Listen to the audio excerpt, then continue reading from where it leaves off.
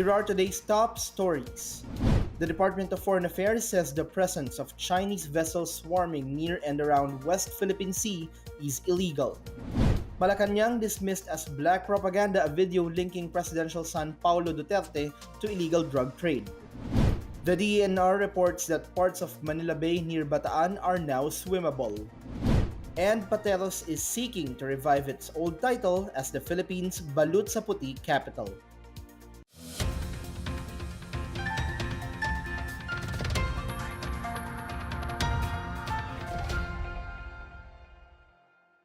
Good day, I'm William Theo. Welcome to the PNA Newsroom. Officials of the Philippines and China have committed to strengthen trust, confidence, and cooperation. This as both countries addressed issues regarding the presence of Chinese near Pag-asa Island. Benj Mondo has the story. Ranking officials of the Philippine and Chinese governments convened in Manila to discuss disputed South China Sea. The Department of Foreign Affairs says Manila raised its concern over the specific issues and developments in the region before its Chinese counterparts. Both parties proposed ways to address their concerns peacefully and in accordance with international law.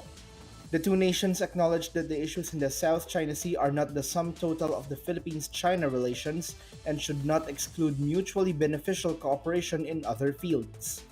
Both sides reaffirmed their commitment to the freedom of navigation in and over flight above the South China Sea. Oil and gas development in the disputed strategic waters are also discussed in the meeting. Today, therefore, is a landmark moment in our shared history.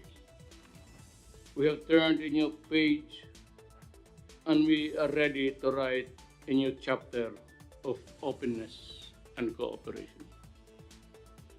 I look forward to fruitful discussions today as we review the progress we have made and chart the course towards a further enhanced partnership, all in the spirit of friendship, mutual understanding, and respect for sovereign equality. For the PNA Newsroom, I'm Benj Mondo. The Department of Foreign Affairs called illegal the presence of Chinese vessels swarming near and around the Philippine-occupied Pag-asa Island in the West Philippine Sea. In a statement, DFA says the Pag-asa Islands are part of the Kalayaan Island Group, which is an integral part of the Philippines over which it has sovereign rights, and jurisdiction.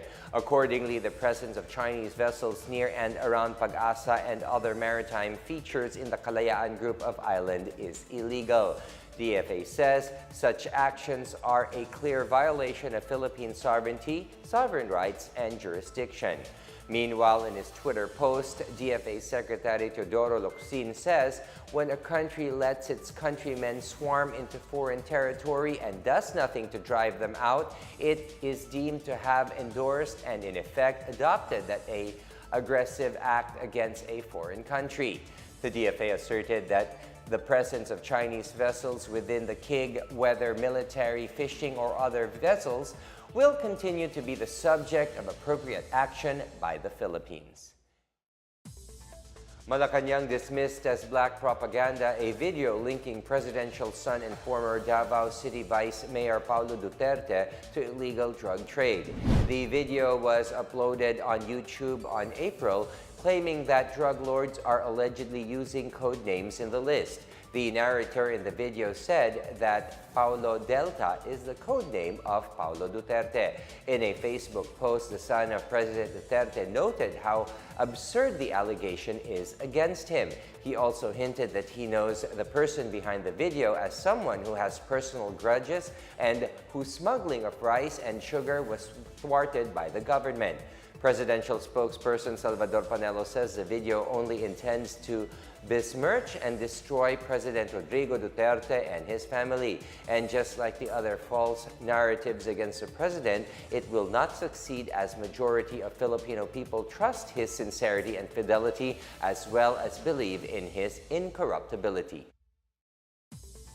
PNP Chief General Oscar Albayalde says the joint military operations that killed 14 people in Negros Oriental is very far from a Tokhang operation.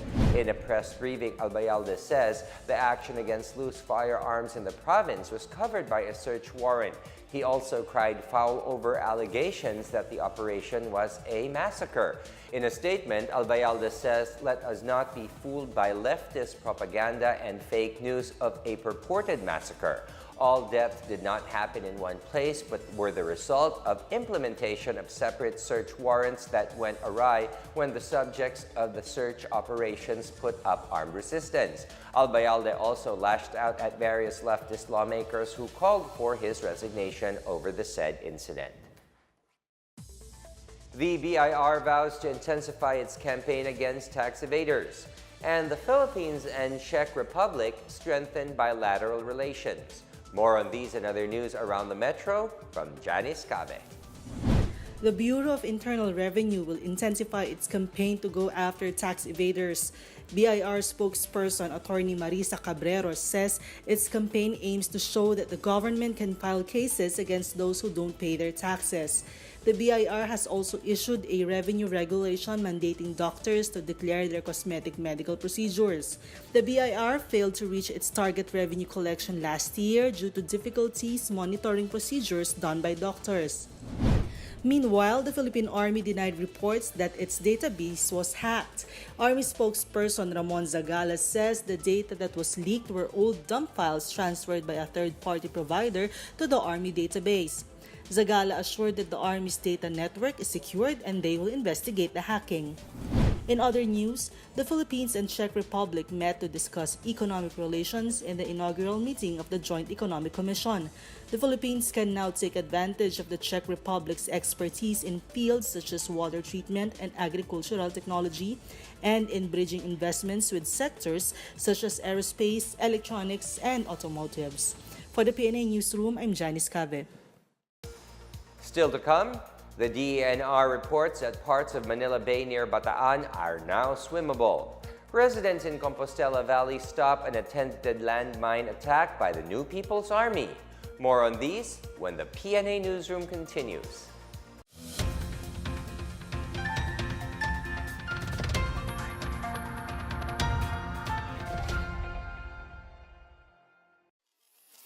Ito ang Duterte on Duty. Ulat sa ginagawa ng Presidente. March 24, Linggo, Cagayan de Oro City. Dinalaw at pinarangalan ni Pangulong Rodrigo Roa Duterte ang 12 sundalong nasugatan sa hiwalay na engkwentro kontra New People's Army at Abu Sayyaf. March 26, Martes, South Cotabato. Ipinagkaloob ni Pangulong Duterte ang financial grant sa mga benepisyaryo ng DSWD Unconditional Cash Transfer Program sa Coronadal City.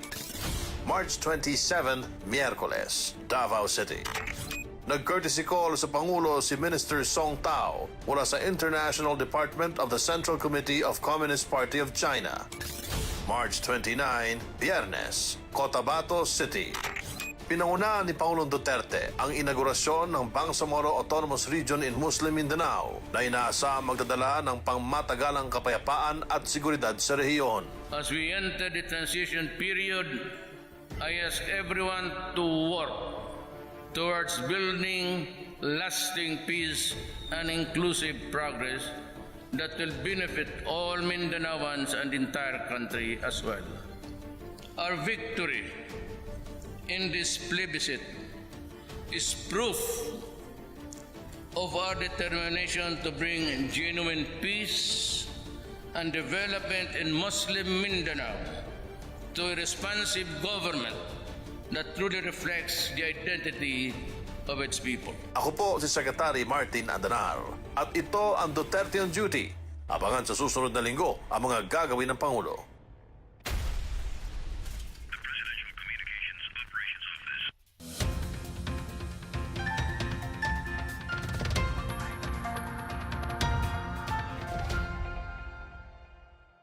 The administration and opposition candidates are calling for the continuity of reforms in Maguindanao, which was once plagued by fierce feudal politics.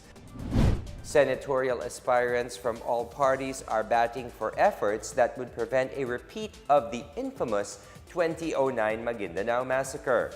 Congressman Esmael Mangundadato and fellow Mabago Koto candidates Ronald Bato de la Rosa, Bongo, Coco Pimentel, and Francis Tolentino said they will push for legislation providing stringent penalties for brutalities in politics against journalists. The COMELEC, as well as police and military establishments, have separately acknowledged the emergence of reforms in Maguindanao, citing the province's receipt of 3 Seal of Good Local Government awards in the past 8 years. Efforts to rehabilitate Manila Bay are beginning to bear fruit as some parts of Manila Bay off Bataan are now swimmable. DENR Secretary Roy Simatu says Mariveles and Orion were the first municipalities in Bataan to report reduced coliform levels and improvement in the quality of water near their respective shores. Meanwhile, the DENR signed a Memorandum of Understanding with SM Prime Holdings, formalizing the company's participation in the rehabilitation. The agreement seeks to develop and implement a comprehensive program intended to reduce pollution in Estero de Tripa de Gallina and Parañaque River.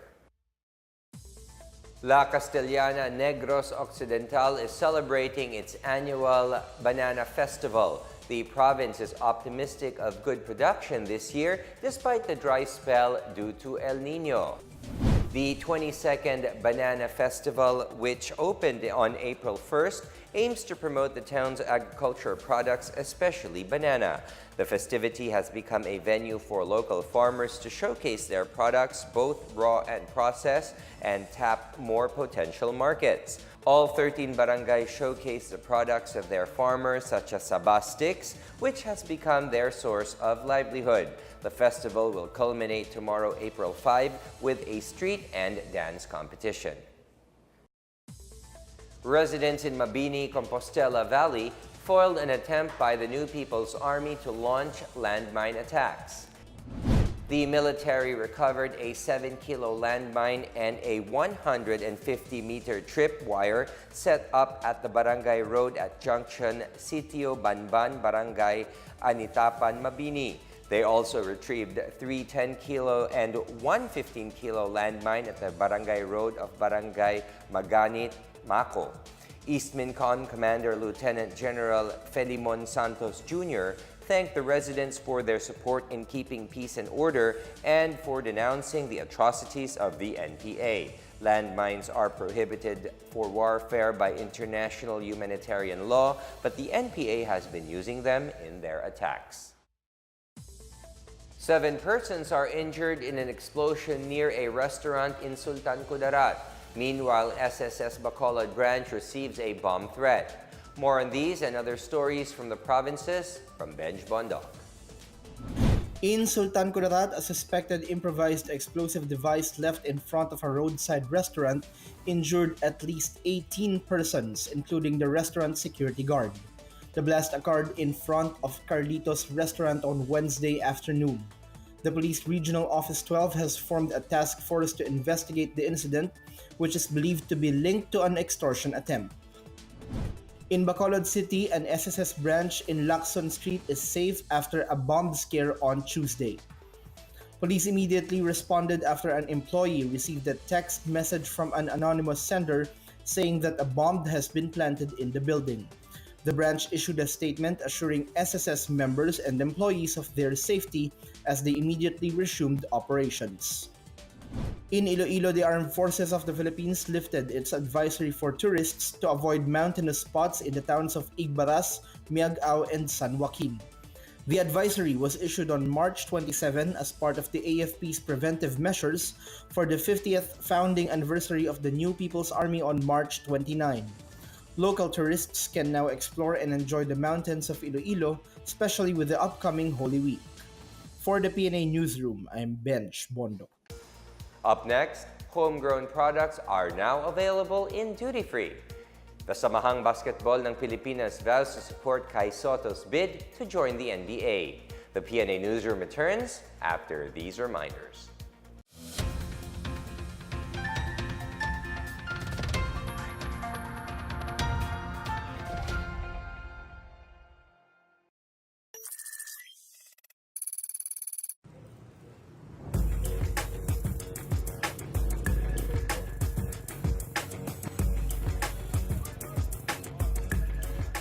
between an uninformed and an informed citizenry is a space, and in that space is your freedom of information.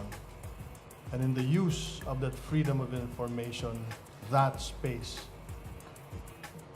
lies your ability or your right to know what is true.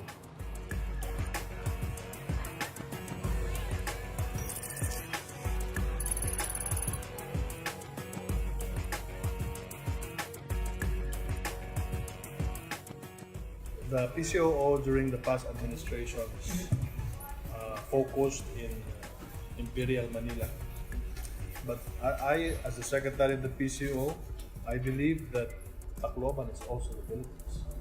That's why I'm here. And the taxpayers who pay us is not only the taxpayers of Manila, but also the taxpayers of Tacloban.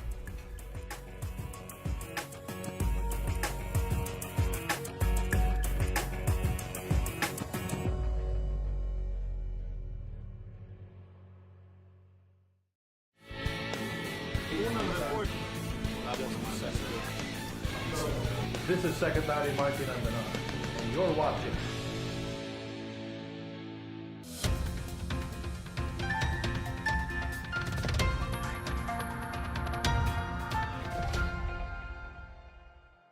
Duty Free Philippines is now offering Filipino brands on its new shopping website in a bid to support local farmers and small and medium-sized enterprises in the Philippines. Duty Free Philippines Corporation COO Vicente Pelaggio Angala says, aside from being the haven of luxury and imported goods, they also want to emphasize the importance of local businesses. Some 54 local brands, all available in duty-free stores, would be offered in its online store by the end of 2019. These are just fruit manufactured in Metro Manila, Kickstart Coffee of Silang Cavite, Malagos Chocolates of Davao, Riza Chocolates of Las Piñas City, Tanay Hills Coffee of Rizal, and Buco Premium Vodka of Caloocan City. And in our foreign news, British Prime Minister Theresa May has offered to talk with opposition Labour leader Jeremy Corbyn in order to break the current Brexit deadlock. May offered to sit down with Corbyn to try to agree on a plan which allows Britain to leave the European Union with a deal. Corbyn says he recognized his responsibility to represent the people that supported Labour in the last election and the people who didn't support Labour. Britain has until April 12 to propose a plan to the European Union, which must be accepted by them or it will leave the regional bloc without a deal. Meanwhile, the Prime Minister says she will seek a further extension to Article 50 or the legal process for Britain leaving the EU bloc following the 8-hour cabinet meeting in Downing Street. May hopes Parliament would still agree with a deal with Brussels by May 22nd.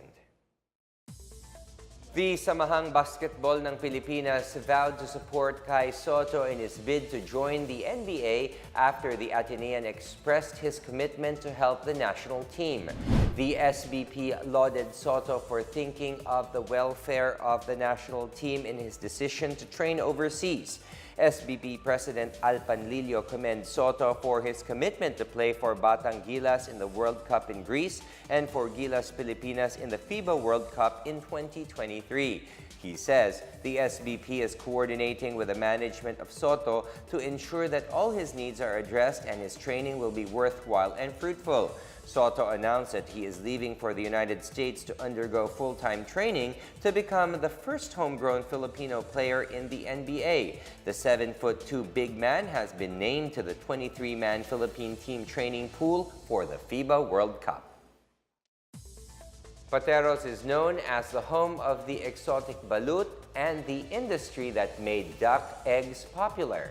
After years of decline, Pateros seeks to re-establish itself as the balut capital of the Philippines. Here is our report. After a decline in its balut industry following years of urbanization, Pateros is seeking to revive its old title as the Philippines' balut sa puti capital. Pateros was once host to a multitude of duck farms and balut houses that used the traditional method of incubating egg. But 10 years ago, pollution started to spread in the Pateros River, making it impossible to breed ducks.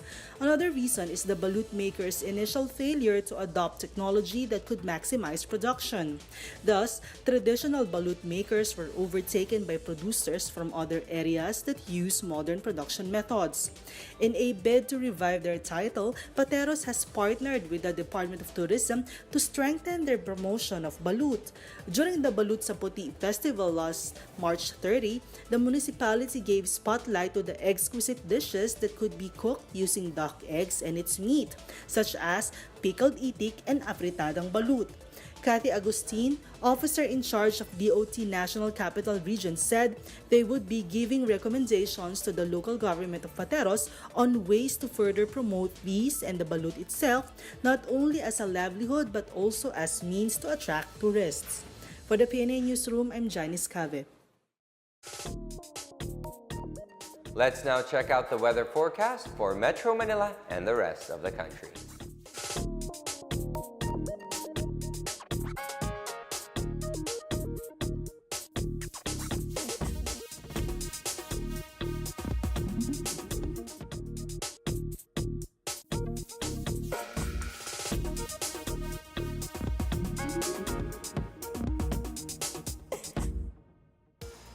Here's another look at today's biggest stories.